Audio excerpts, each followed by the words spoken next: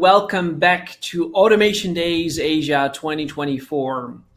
In our next session, we will have a deep dive into the demystification of machine learning algorithms. And with me, I have a very special guest who's going to be presenting for the first time at Automation Days Asia, and that is Nirakar Padhy. Nirakar is a results-driven senior data scientist with a proven track record of leveraging advanced analytic and machine learning to drive business growth. He excels in crafting innovative solutions and implementing scalable machine learning pipelines that deliver measurable value. With a deep proficiency in Python, Spark, AWS, SQL, machine learning ops, and Nirakar has built expertise in developing recommendation systems, entity recognition models, and predictive algorithms. His work consistently achieves high accuracy rates, leading to significant cost reductions and impactful data-driven insights that propel business success. Nirakar, it's a real pleasure to have you with us here today. The floor is yours to start your session. Yeah, thank you for that intro. Hi everyone, I'm Nirakar, Senior Data Scientist at Collinson. Today I will be talking about demystifying machine learning algorithms. I'll especially be focusing about the parts where the usual machine learning algorithm, while we are using it, what are the pitfalls, or what are the obvious mistakes that we should be avoiding, and how can we handle them and do things differently. So this is the agenda for today's session. I will be talking about what are imbalanced datasets in machine learning domain. How do we handle them? What are the things people usually do, and why are they wrong? What else should we do? We be doing it instead of it. I'll also be talking about some monotonic and interaction constraints that we can put on our machine learning algorithms, and then I'll finish it off with some probability calibration techniques. Okay. So yeah, I'll start with my presentation. What exactly are imbalanced datasets? And so imbalanced datasets are essentially any dataset where you have a majority of one type of events, but and a minority of other type of classes. So usually in machine learning lingo, we call it classes. So if any one class is very high in number, but other class is very less in number, yeah, this would be falling under imbalanced dataset. And a typical example of these might be insurance claims. So you might have a lot of insured people. An insurance company might have a lot of insured people, but the number of claims that they get, that might be very less. So probably less than 1%, and that data is very skew, which is why it is called imbalanced dataset. And in imbalanced datasets, the majority class is the one with the most frequent occurring data points, and the minority classes with the less frequent data points. And what exactly do we do to handle these imbalanced datasets? I'll first talk about what are the things that people usually do, and then we'll talk about what are the things we should essentially be doing. So usually people, what they will do is to handle imbalanced datasets. First of all, why is it an issue? It is an issue because if you our machine learning models learn from the data itself. If there is a lot of data of one class and very little data for the other class, our machine learning model will be very prone to predict only the majority class all the time, which is why people think that these techniques like undersampling and oversampling, essentially whichever is the majority class, you take some sample of it and make both the classes equal.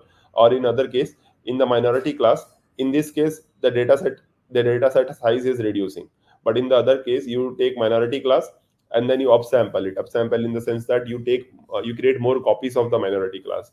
In this case, the dataset increases, but this dataset that is increased, it is just a copy of the original data. So it doesn't really add any real value to the machine learning model. And then there is the third thing called SMOTE. SMOTE is essentially a synthetic method where we essentially create some synthetic data points using the existing data points. But again, this is the same issue with undersampling and oversampling. This is not really adding real value to the data set or the machine learning model.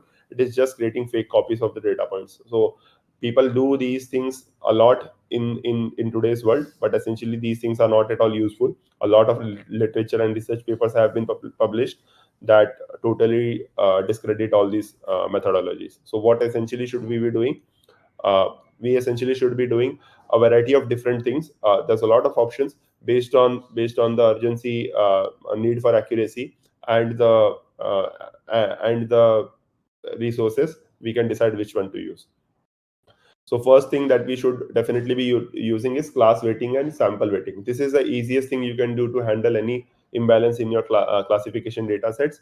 And this way you won't even have to change much in your machine learning code, but still you can handle, and not even the data, you can keep the data as it is, but still you can handle the imbalance in your classification algorithm very easily. So how do we do it? Essentially, in scikit-learn or any other machine learning package, you will definitely find a parameter called class weight. Class weight is essentially you assign a very high weight or to the minority class. So if there are let's say 1 million data points, and 1% of that is minority class. So to that 1% minority class, you assign a higher weightage, let's say 70% weightage. So the machine learning model, it is very important to get that 1% of the data points correct, even though they are the minority ones. So this is what class weighting is. What is sample weighting? Sample weighting is literally what the name suggests. To the individual data point, you assign a higher weight. So whichever individual data point is very important to you, you assign higher weightage to those individual data points, and that is how you tell the machine learning model that okay, these data points are really important, and it is very crucial that you get these data points, you correctly classify them in the predictions. So these are the two main things that the easiest things that you can do by to tackle class imbalance in your machine learning algorithms, in classification algorithms per se. And yeah, it is the simplest thing you can do. The next thing you can do is definitely fine tune your classification threshold. Basically, in any classification model, you will ideally have a threshold or a decision boundary that is being used to decide which class should the prediction fall into. So is it the is so suppose it is class 1 or class 0, class 1 or class 0. So you predict something and it is actually something. So based on the boundary, this vertical line, based on the boundary you have, there will be different types of errors. So it is very crucial that you get this boundary correct, because just by moving the boundary, you can change your accuracy from a very low to very high, or reduce the error from very high to very low. So it is very important you get this boundary absolutely correct. How do we do that? And usually in a lot of machine learning algorithm, the boundary is at 0.5, so like 50% chance of being either 0 or 1. But as we saw just before, it is not 50-50. The class imbalance is like 99% to 1%. So that is why this boundary does not make sense. So how do we actually change this boundary? We'll see that in the next few slides. So first thing we can do is essentially plot the precision recall curve, or you can also plot TPR versus FPR, or you can also plot whatever metric you are tracking, that as a function of the decision threshold. And what you will essentially see is, in all these three cases, you will find the perfect classifier will be perfect classifier will have the highest accuracy. But obviously we can't really achieve that. It is just theoretical. To achieve that, you will see that your current threshold, the default threshold, it will achieve the metric you are tracking. Currently it is F1 score, but it can be any metric, but it will be achieving some score. But if you plot the same score for all decision boundaries, you will see that at some decision boundary you are maximizing the metric, the machine learning metric. And to get that maximum metric, you need to plot as a function of all the decision boundaries, and then only you will be able to see what is the maximum accuracy you can achieve out of your machine learning model. So this is how you classify, you handle imbalance in your classification model using the decision tuning of the decision boundary or the classification threshold. The next thing that you can do to handle imbalanced data set is something called cost sensitive learning. And this is a new thing that is there in scikit-learn probably in the next last few years. But what this does is essentially it allows you to pass up metrics of gain metrics. It is called a gain matrix. It allows you to pass that to the machine learning model, so that you can calculate the actual real incurred loss or profit, or like just the real business value to the business. So suppose something as simple as uh, if if uh, if let's say if something is true and you predicted it is false, and that incurs a loss of, let's say, $1. But if something is false and you predict it true, that incurs a loss of $5. But it does not. So the loss, so based on the type of error you make, the loss to the business is different. But for all losses of the same class, the error, the penalty is same. So for all true, actually true cases, you predicted false. For all these cases, the cost to the business is $1 only. So this is called constant gains and costs. So everything is constant in the same class, but it is different in across two different classes.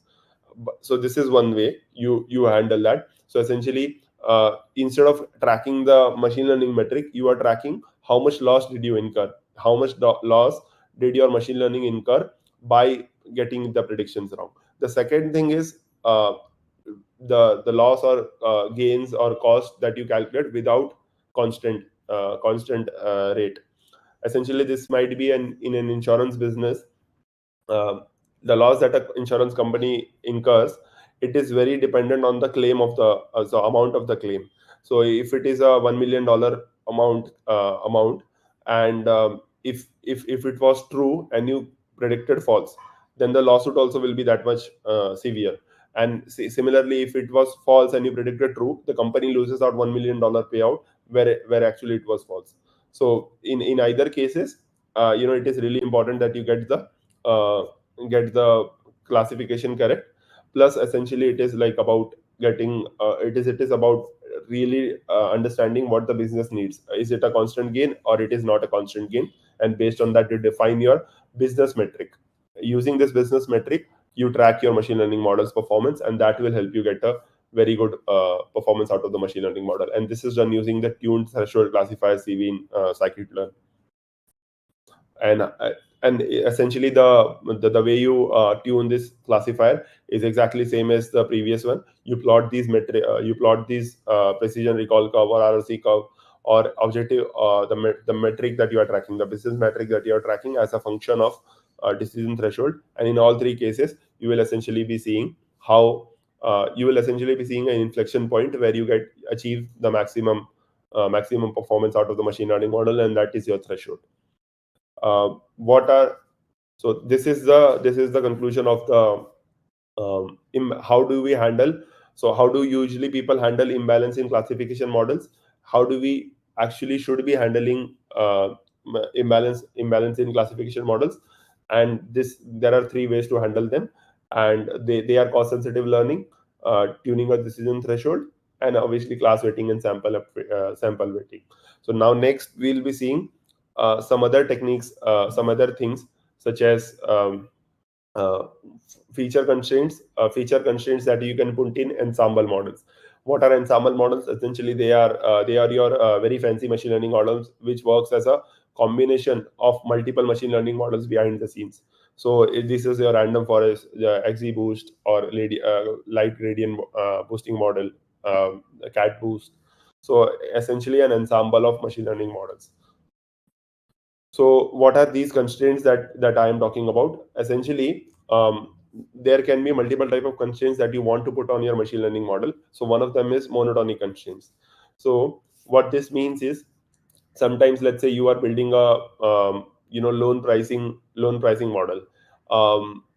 You want to decide, is that person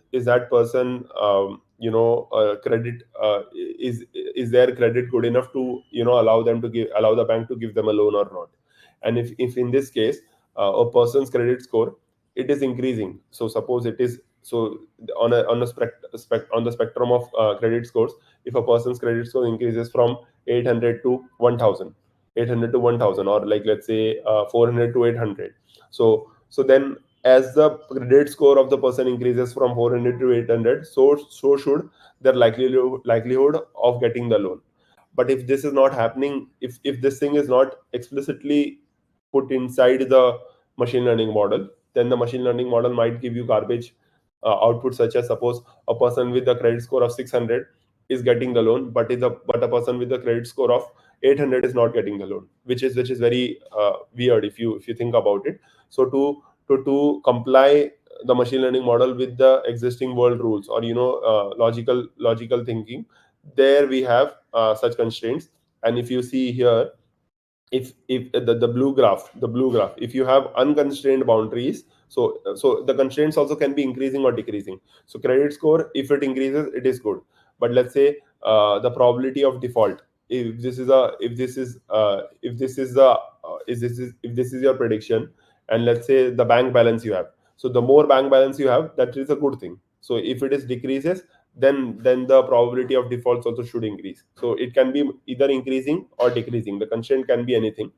But if you see in either case, the blue line of the graph, if you have no constraint on your machine learning model, your predictions also may vary. So if you see the feature value, so let's say this is a person's credit score. If the credit score also increases, but this blue line is swiggly in the sense that it is just levitating, it is just fluctuating in between these values, which is not the correct thing.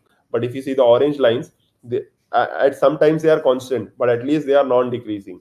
So which is what is important. And in the same way, on the opposite side, if you see, the blue lines in the decreasing case is very fluctuating, which is not correct.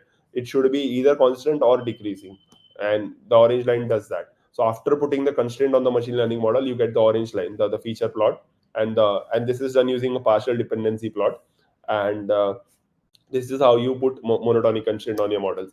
And to put monotonic constraints in your models, in whatever packages you are using, right, scikit-learn, xgboost, lightgbm, in any machine learning model, that package you are using, there will be a parameter called monotonic constraint, where for each feature in your machine learning model, in your data set, you can pass a integer as 1, 0, or -1. 1 meaning it is as the prediction should increase, the feature as a feature increases, the prediction should increase. So that will be 1. If the feature itself has no monotonic increase or decrease relationship with the target variable, then you put 0, or otherwise you put -1, or otherwise you put -1 as the monotonic decrease constraint. So this is what monotonic constraints means. Similarly, there is a constraint called interaction constraints. So interaction constraints are also very interesting things that essentially helps us decide. So suppose there are five features in your machine learning model, meaning 5 columns in your data. If you have that, and you want to build a machine learning model, let's say, to predict the price of a house. Now, if you allow all the 5 features to interact, meaning that, let's say, a 1 BHK house with 500, or let's say 1,000 square feet, so 1,000 square feet area, and if you allow these two to interact, then they might make sense, because as the number of bedrooms increase, the number of square footage of the house also increases. So this is okay. But if you allow the age of the house, let's say the house is 30 years old, and the number of bathrooms in the house is 2 or 3. So if you allow these two features to interact, meaning, okay, as the age increases, the number of bathrooms also increase. This does not make any sense. So similarly, there might be some features where the interaction of those two features makes no sense, but interactions of two features like square footage or the number of bedrooms, these type of features might make sense. So it is very important you specifically mention to the machine learning model, okay, you should never interact these two features. Otherwise, what they might be doing behind the scenes is that they might be arriving at a prediction which is correct on your training data set, but actually behind the scenes they might be using some feature interaction or feature combination which is illogical. And once you actually get it into production, they might be giving you garbage output, and you might be wondering what is wrong. So to allow your machine learning model only to interact with the features that make sense, you have to pass a set of feature in such a way. So suppose you pass as a dictionary or as a list 0, 1, and 1, 2. What this mean is that you can allow 0 and 1 feature and 1 and 2 feature to interact, but if you don't pass, so here also 0 and 1, 2, 3, 4. If you see in the graph, 0 and 1 feature uh, will will interact, but otherwise it won't interact. So this is really important to pass exactly what you want, and this same thing can be done in any of the machine learning packages that you guys are using. There will be a parameter called interaction constraint, and that can be used in your XGBoost, LightGBM, CatBoost, or scikit-learn packages also. and this will allow you to only allow the models to interact two features which are important to interact, otherwise they should not be interacting.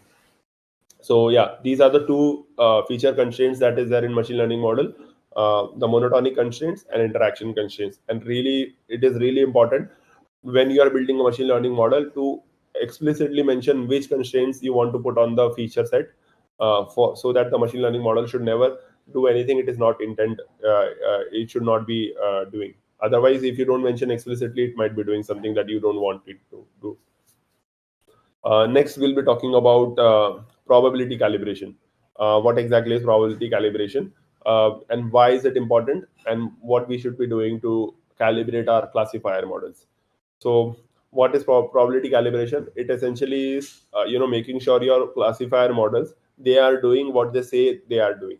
So, if you see this image, if you are using a ruler, right, and you are measuring, let's say, 2 meters, 3 meters, and if the ruler itself is wrong and you are measuring using that ruler, and it is, you measured, let's say, 2 meter, but that 2 meter in the ruler actually meant 2.5 meters, so then you are giving away half meter extra, let's say, cloth to someone.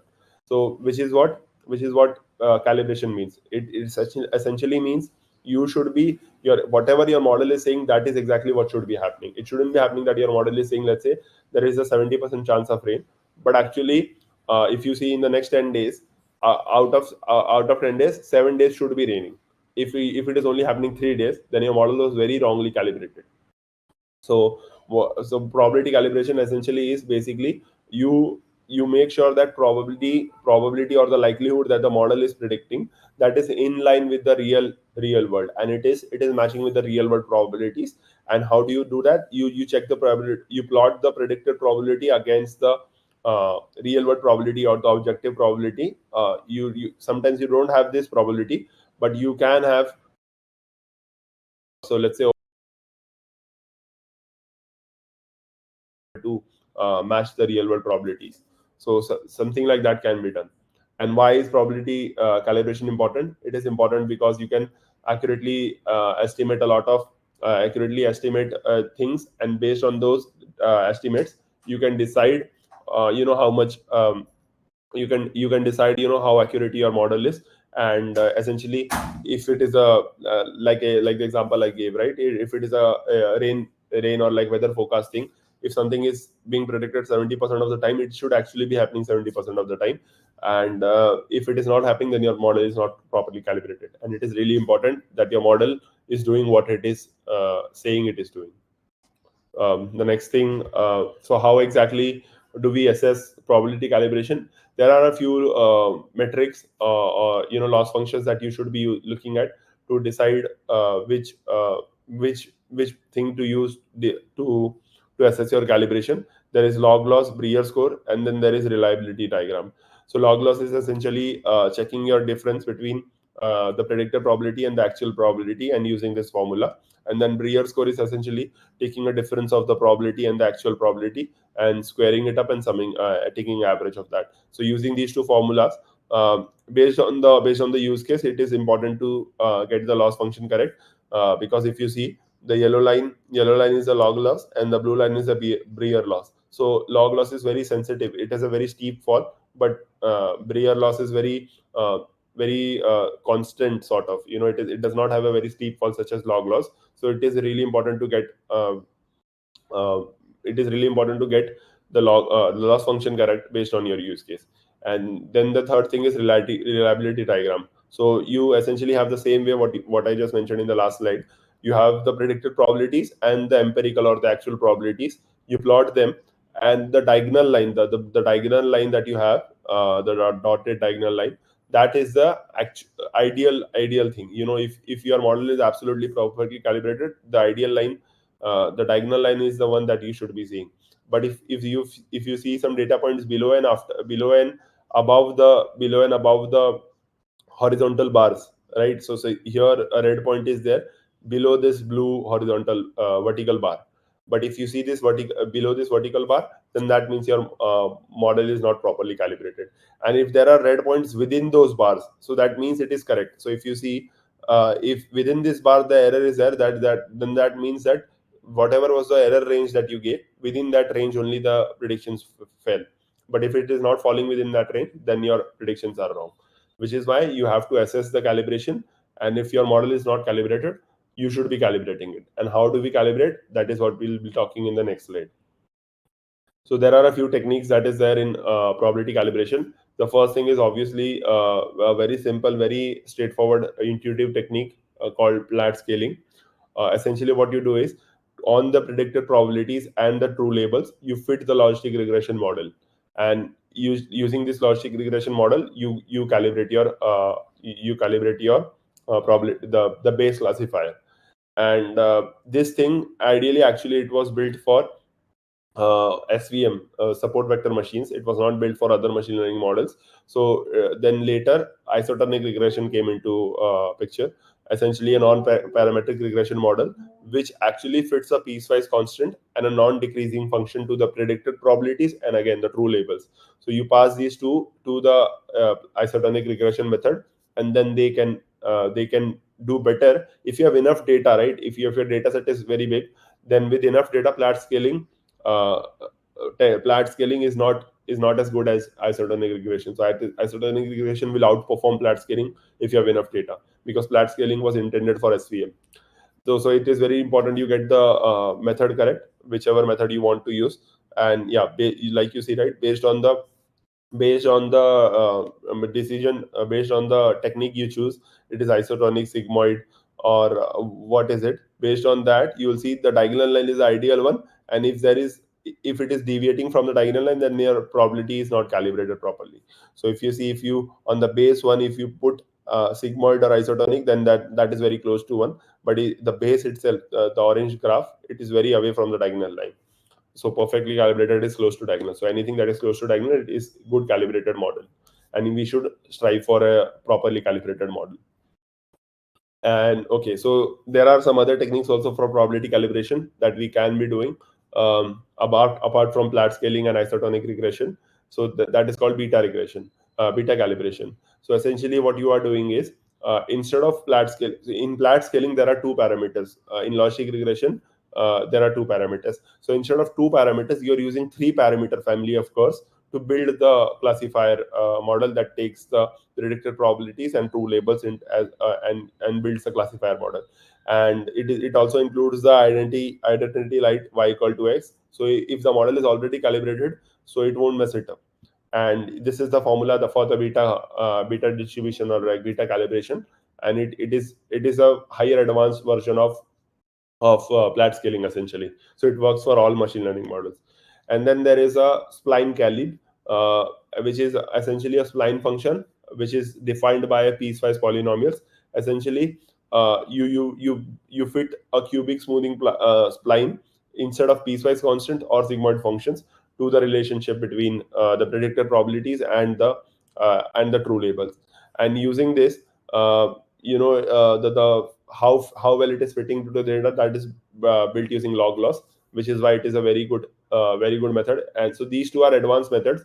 If your model, if you have enough data points, if your model is very sophisticated, then you should be using one of beta calibration and or spine calib instead of using that. And if you see a comparison of Platt, isotonic, beta, and spine calib, you'll observe that to the real world probability, Platt scaling and isotonic are not that close, but the others are very close to that.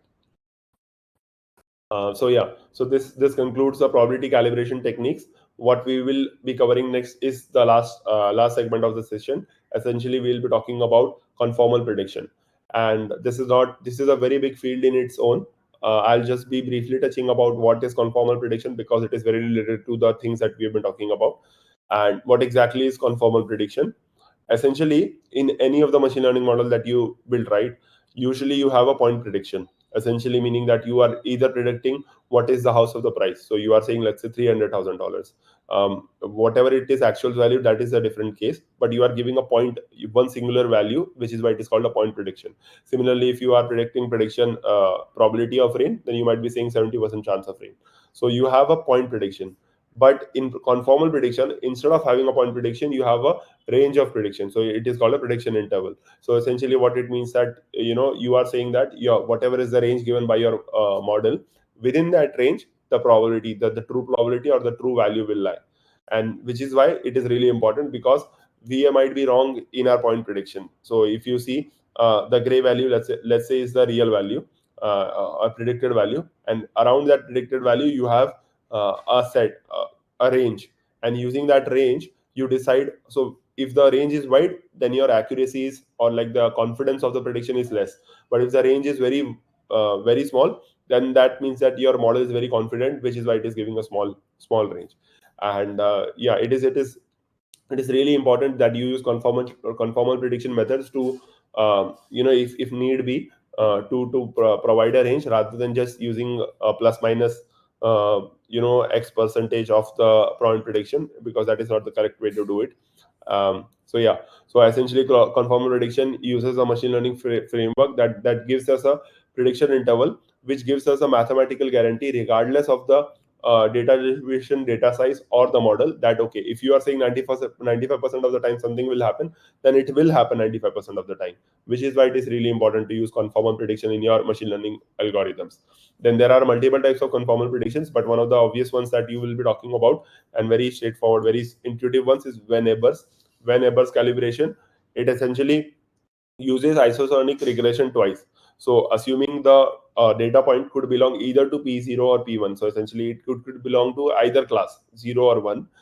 It could belong to either class. You get the prediction, and using that prediction you build the you fit the isotonic regression, and then whatever is the output you get, that is your range. And if you want to get a point prediction out of the range, then you can just use this function, this formula, P equal to P1 over 1 minus P naught plus P1.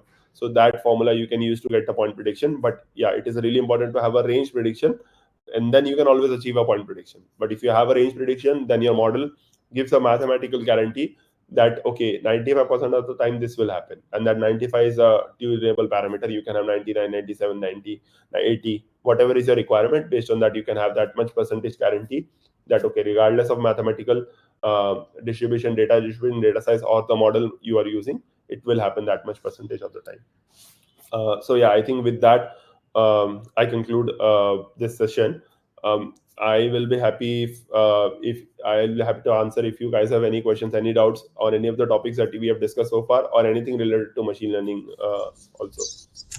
Hi, Nirakar. Thanks so much for giving a very, I would say, in-depth session with a lot of, I would say, in-depth technology and machine learning algorithms that can be applied within automations directly. I've seen a few questions come in, so let me moderate them first. First question is, what resources or tools would you recommend for those looking to deepen their understanding of probability calibration? Okay, yeah. So for probability calibration, there are a lot of tools. There are a lot of algorithms out there. I'll be happy to actually provide a list of those things. But if you, I have all the references that I have used for calibration. I have actually provided that in my PPT. If you will see, so beta calibration, spine calibration. So the research paper related to these two things, and then the scikit-learn and other packages whichever provides calibration modules. I have provided a list of all those things.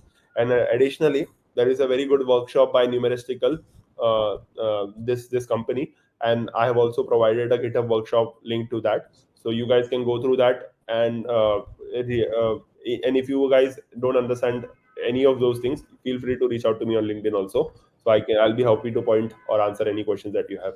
But these are the resources that I have used, and these are really good resources to get a basic understanding of what exactly is probability calibration. Thanks so much, Nirakar. That's greatly appreciated. Then the next question is coming from Anna, and the question here is, what lessons have you learned from real-world applications of advanced machine learning techniques?